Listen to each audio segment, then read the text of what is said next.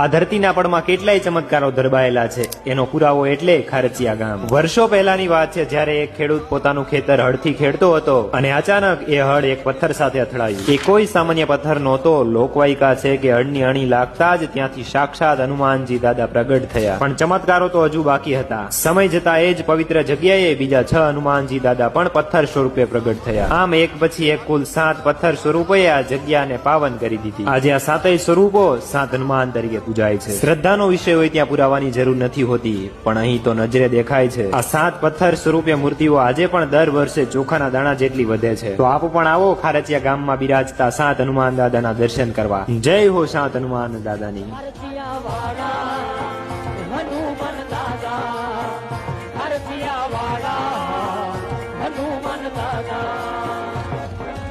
કષ્ટ હરો છદયાળા કષ્ટ ભજન કેવાળા.